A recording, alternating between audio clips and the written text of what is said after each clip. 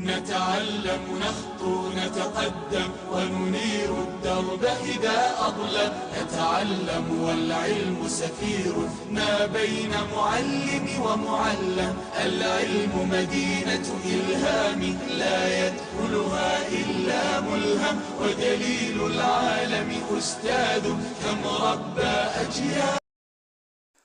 السلام عليكم سودبادا صاحبيال waxaad ku soo dhawaataan kanalkayga kulmiye private school hadii ay tahay waqtigaadii ugu cusbaa idin soo booqato waxaanu ka codsanaynaa inaad kanalkaad ku soo biirto si aad ugu soo biirto kanalka waa ay fududahay kaliya waxaad u baahan tahay inaad subscribe aad noo taabato hadii aad casharkan inoo la gareysana waxaanu markaasi aan ku leenahay waad ku mahadsan tahay inaad like dhahdo casharkan waxayna noqonaysaa dhiirigelin hadii aad casharka ama markaasi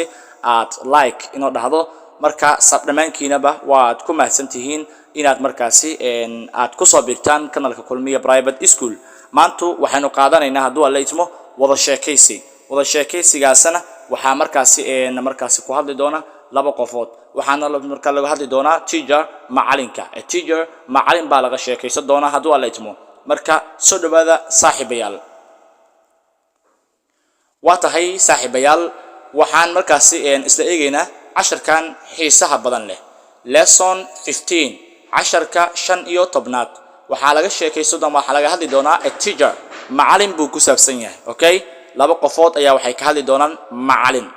okay hadaba a iyo b ayaa markaas labadaba kala yihiin insha Allah a wuxuu u taagan yahay qof b na wuxuu u taagan yahay qof aan bilaabo a baa hadlay wuxuu yiri who is your favorite teacher who is your favorite teacher waa kuma macalinka aad xiisayso oo aad ugu jeceshahay who is waa kuma your favorite teacher macalinka aad ugu jeceshahay aad xiisayso waa kee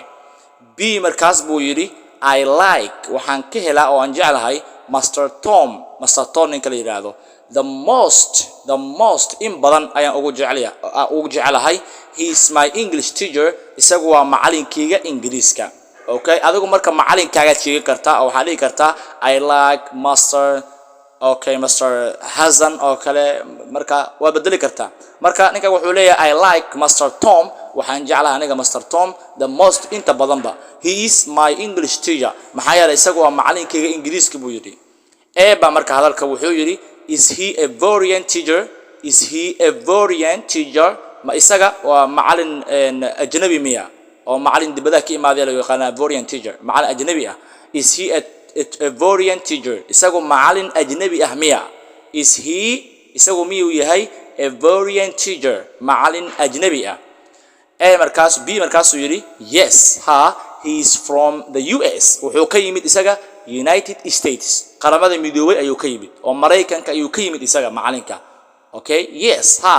he is from isaga wuxuu ka yimid the US ka markaas United States ayuu ka yimid markaas uu yiri what do you like about his lessons maxaad kaga jeceshahay markaasi casharadiisa what do you like maxaad kaga jeceshahay about his lessons casharadiisa maxaad kaga jeceshahay b markaas uu yiri I have fallen in love with his American accent I have fallen in love waxaan ba jecel u qaadayba with his American accent lahjadiisa Americanka ah accent waa lahjad American waan garanaynaa marka wuxuu yiri I have fallen in waxaan ka qaaday love jecel baan u qaaday with his American accent lahjadiisa Americanka ah and he always had your journey shows us wuxuuna tusaa something new wax cusub buuna tusaa about oo ku saabsan the world outside markaasi wuxuuna tusaa dibadda oo dunida markaasi dibadeeda ayuu naga tusaa of textbooks buugaag markaasi yar ayuu dunida dhan ayuu nagu tusaaba isaga markaasi macalinkaas markaas uu yiri what is he like isaga muxuu jecel yahay oo muxuu ka helaa isaga what is he like isaga muxuu jecel yahay oo muxuu ka helaa isaga masterka sheegaysiin macalinkaas muxuu ka helaa isaga macalinka what is he like isaga muxuu jecel yahay macalinka b markaas buu wuxuu ku jawaabay he is not only knowledgeable isagu kaliya ma ahan aqoon-yahan ma ahan but balse also sidoo kale very friendly aad buu isaga u yahay mid la saaxiibi karo he always had a journey treats us inaga wuxuu nolol dhaqmaa like friends sida saaxiibadiis oo kale ay noola dhaqmaa not students sida arday oo kale noolama dhaqmo macalinkaas aan idin ka sheekeynayo buu yiri markaasuu yiri what does he usually wear isagu had iyo jeer muxuu xiran yahay when coming to class markuu fasalka imaanayo isaga markasta uu fasalka soo galayo muxuu xiran yahay oo muxuu wataa dhar nooce ayuu wataa okay what does he usually wear isagu had iyo jeer muxuu xiran yahay when coming to class markuu fasalka soo galayo imaanayo muxuu wataa isaga B markaasuu yiri he usually wears had iyo jeer wuxuu xiran yahay oo wuxuu wataa a gray suit markaas cawl ah ayuu xiran yahay when he comes to class markuu fasalka yimaado ama soo galo markaasuu yiri do you love his subject adigu maadadiisa ma jeceshahay isaga okay do you love adigu ma ka heshaa ma jeceshahay his subject maadadiisa ma jeceshahay adiga B markaasuu yiri yes ha I enjoy waan ku raaxaystaaba English luqada Ingiriiska lot in badan luqada Ingiriiska noo dhigaa in badan waa ku raaxaystaa buu yiri maadadiisa ama xiisadiisa markaasuu yiri do students in your class like him do students in your class okay do students miyay ardayda in your class fasalka ku jira like him isaga oo kala ah sidaas oo kale miyad iyaguna aad markaas iyaguna u jecel yihiin B markaasuu yiri yes ha all of us dhammaanteenaba admire him isaga waan u riyaaqnaa oo aad baan u jecelnahay macna yes ha all of us in badan oo inaga naga mid ah admire him isaga ayaan ula dhacnaaba waan u riyaaqnaa markaasuu yiri do you want ma waxaad doonaysaa adiguna to be inaad noqoto a teacher macallin like him oo isaga oo kala ah do you want adigu ma doonaysaa to be a teacher inaad noqoto macallin like him sidiisa oo kala